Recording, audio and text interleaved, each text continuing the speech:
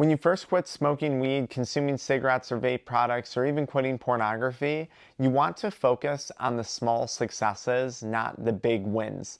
This was a mistake that I made time and time again on my own journey of quitting using cannabis products, nicotine products, and other substances that I was once abusing. I've seen thousands of people make this mistake in my years of coaching. They quit a substance, they quit smoking weed, and they look to attain these massive wins, whether that's better physical health, better mental health. Maybe it's putting themselves in a different financial situation, a different social situation with their relationships. And this just simply isn't going to happen right off the bat. It's eventually going to happen, but not on day one, day two, day three, 2 weeks in. And this lack of big wins is often further complicated by the fact that when you first quit, you might actually feel a bit crappier about yourself and about things because you're going through that detox and withdrawal process. And that's why it's so important to focus in on the small successes. The goal of early sobriety is to get 1% better tomorrow or next week or next month, whatever rate you can move at, than you were the day, month, or week prior. That is the only goal we're trying to do. And this is also a way to practice gratitude in a sense. But what you're trying to do is say, okay, look, I just quit smoking weed and this sucks. I have insomnia and my appetite is all screwed up and I have these cravings and it's making me irritable and now it's hard for me to perform at my job because I'm so irritable and pissed off. But I did go for a walk this morning when I went up and when I woke up, and one of the reasons I was quitting was because I wanted better physical health. That's a success. That's a win. But I didn't smoke today. I actually woke up today and I didn't consume cannabis first thing in the morning. That's a success. That's a win, right? Maybe it's at the end of the week, you look at your bank account and you got a few extra bucks, irrelevant of whether or not money is important to you or matters to you, right? A lot of people that we work with on our channel, they have more than enough money to afford all the cannabis in the world that they want.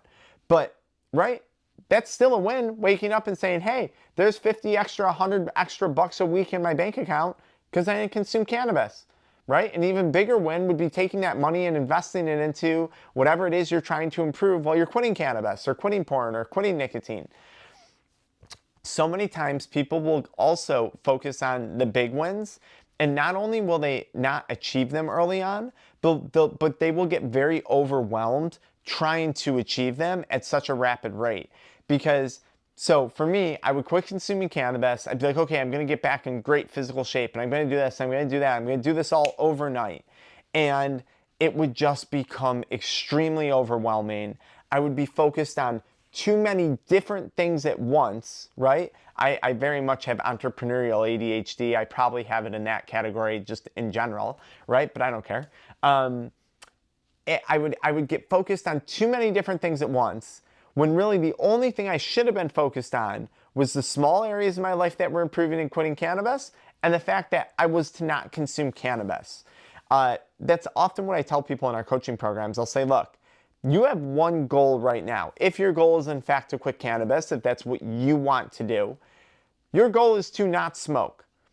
We can worry about all that other stuff eventually falling into place, but we have to acknowledge that if you continue to smoke, continue to drink, continue to abuse adult media content, chances are none of that other stuff is going to happen anyways. So before we're going to focus and put a plan together for achieving that stuff, let's make sure that we got a good plan for quitting cannabis, whether it's cold turkey, whether it's medication assisted, whether it's detox assisted, whether it's, just as I said, cold turkey and stopping, maybe it's tapering or moderating. That's enough to figure out in the beginning. And we want to get that plan down and we want to focus on those 1% successes. And the reality is, like, everything starts with a 1% success rate, right? You can't land the perfect relationship without going on the first date. You can't build the perfect physique without going to the gym one time, right? You can't make $1 million without learning how to first make $1, right? Pennies turn to cents, that turn to dollars, that turn to stacks and racks, right? So sobriety is really not that different, but I think I don't know, maybe it's because of some impulse stuff, maybe it's because of some things like that that our brain gets kind of discombobulated on when we're using substances. People don't look at it that way. And I'll tell you, the more you can practice focusing on the 1% areas of life that you're improving, what you're actually doing is you're focusing on gratitude. And gratitude is a practice that is proven to boost dopamine. There are tons of people who have quit using substances simply through a practice of gratitude. I remember one lady that I had worked with, and this was actually regarding alcohol, and her primary modality of quitting was a gratitude practice. And it was a really interesting situation because this individual had everything you could imagine. I think when her family and her and her husband sold their company, it was valued at like I think she said like $32 million. So really interesting, right? Had everything you could imagine, but didn't necessarily have gratitude. And there was some other stuff going on in there too. And it was really a gratitude practice. And that was what she wanted. She wanted to be grateful, and she couldn't really figure out why that wasn't there for the things that she had. It turned out it was the drugs that was the primary problem. Once we got rid of that, problem solved. But it was primarily through gratitude that she was able to, pull herself out of substance use, right? With some proper support. So I think if you focus on the 1% areas of improvement you're getting each day, that's going to allow you to practice gratitude. Gratitude is proven to boost dopamine. We're trying to focus on restoring your dopamine levels, and it's just a good thing to do anyways. So stop looking at the big wins. Focus on the small successes.